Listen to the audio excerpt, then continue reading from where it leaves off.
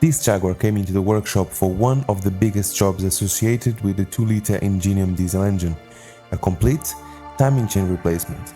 And although the chain is hidden right at the back of the engine, replacing it means removing far more of the car than most people would ever expect.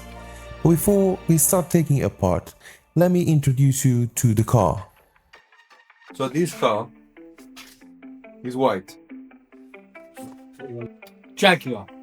I'm having today, people. Can anyone guess what it's in for? Of course, it's here for a timing chain.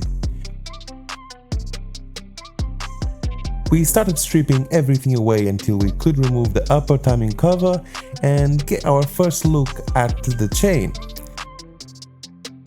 And honestly, from the top, it didn't look anywhere near as bad as you might expect. There wasn't anything dramatically broken, and visually the chain didn't immediately appear to be in terrible condition. But that's the problem with judging an Ingenium timing chain from this small opening. You're only seeing the upper section of a much larger system. The lower chain, guides and tensioners are still completely hidden behind the gearbox. So, to inspect it properly and replace the complete system, the serious dismantling had to begin.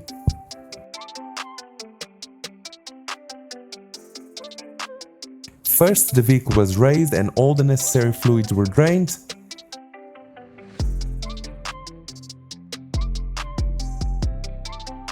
Then, we removed the subframe to create enough working space underneath the engine.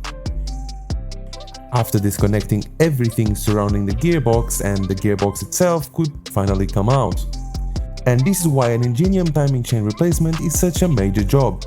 The chains are positioned at the back of the engine, between the engine and gearbox, so there is no quick or easy way to reach them. With the gearbox removed, we could finally take off the complete timing cover and expose the lower timing chain system.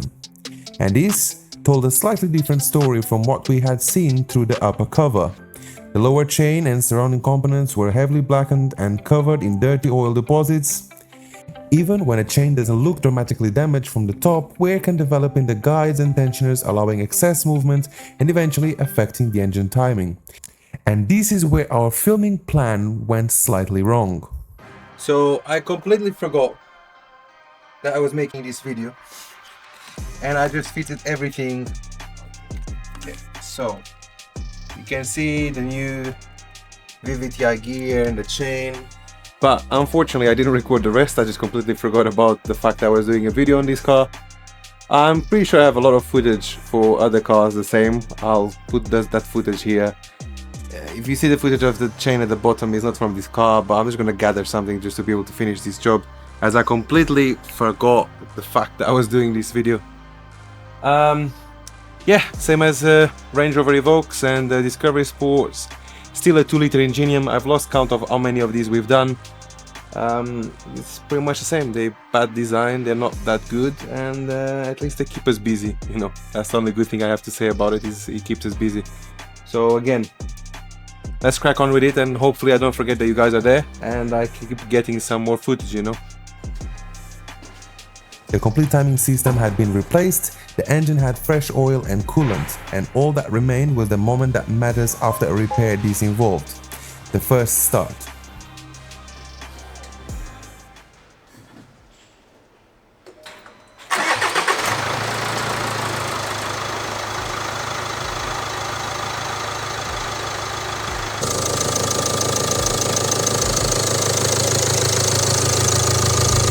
That is exactly what we wanted to hear.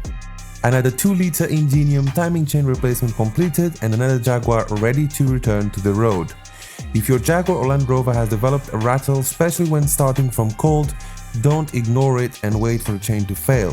Have it properly inspected before a timing chain problem becomes a complete engine damage.